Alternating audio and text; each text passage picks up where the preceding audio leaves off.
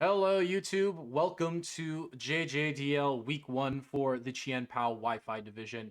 Skippy here, coach of the Steel City Surge, and we're here with our team builder real quick. And we are going up against Boston Red Sky and Brother Yubby. They have a very scary team.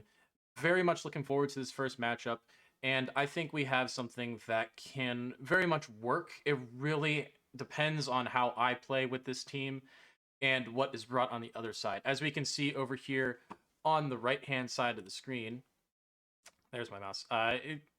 So we have a matchup against Kirum Black.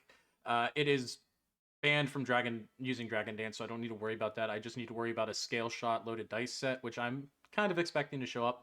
Free Terra Excadrill is kind of scary. Greninja is pretty scary. Iron Moth is scary. A lot of this team is just overall scary. So the team that we have here is mainly set to beat most, if not all of the team, depending on what is brought.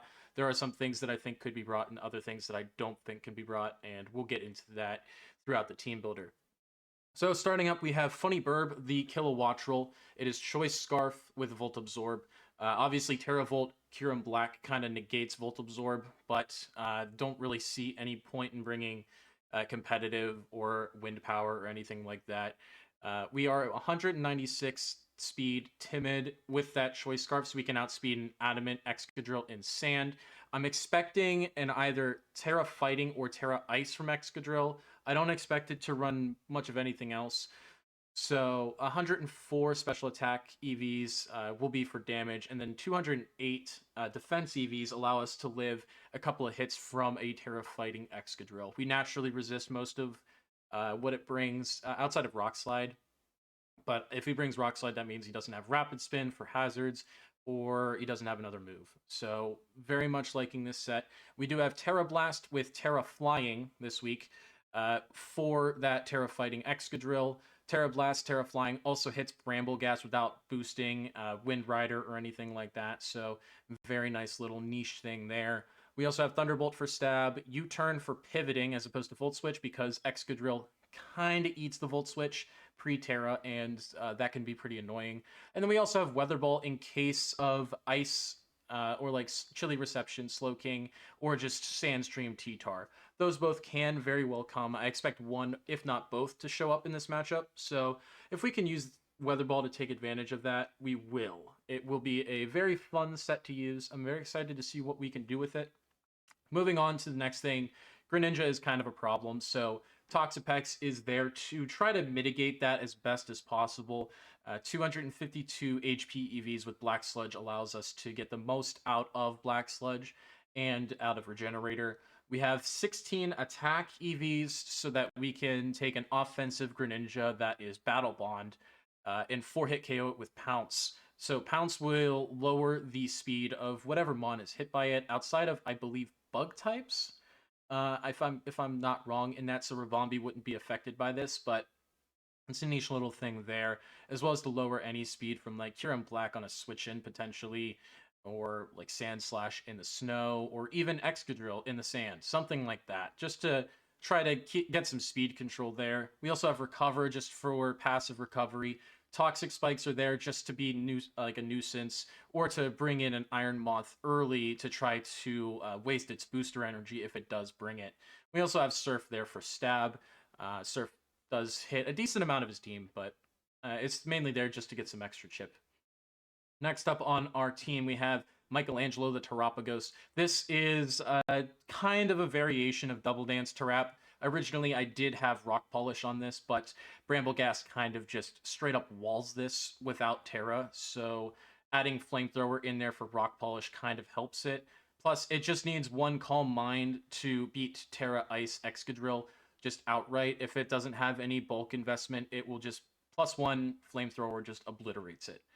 We got Heavy Duty Boots to try to preserve the Terra Shift into Terra Shell for Terrapagos and Terrapagos Terrastal. And we are max HP, max defense to try to live as many hits from Kyurem Black, Excadrill, maybe even T-Tar if we need to, as possible. And we do have Aura Sphere, Flamethrower, Terra Starstorm, just for overall coverage. It hits everything that he would want to bring, and Calm Mind obviously there for setup. Next up on our team here, we got Hammerots with Assault Vest. And this is mainly to catch an Iron Moth off guard. We can live up to 2, maybe 3 hits from it, depending on its EV spread with Assault Vest. Sharpness also just straight up OHKOs it with Razor Shell back. We also got Aqua Jet there for priority's sake. Ceaseless Edge for ceaseless spam, essentially to build up spikes on the other side of the field. And if he doesn't bring any sort of rapid spin or hazard removal in general, those will take its toll on him, especially if there's no heavy duty boots on the opposing mons. So this is very much a kind of a setup mon, but more of a mid to late game kind of thing if we don't get a couple of others of spikes up with it. So it should do a decent amount there. Kind of don't want to be in on Rabombi with it, but it can go in on Slowking. It can go in on Iron Moth once or twice. And it could potentially go in on Greninja, depending on what its set it is. If it's physical, probably not. But if it's special, we could definitely go in with it. And then it can just clean up a little bit with that priority and Aqua Jet. Next on our list was Hatterene, or Sorting Hat. This is mainly there just to prevent as many hazards from coming onto our side of the field as possible, as well as trying to check Kyurem Black as best as possible.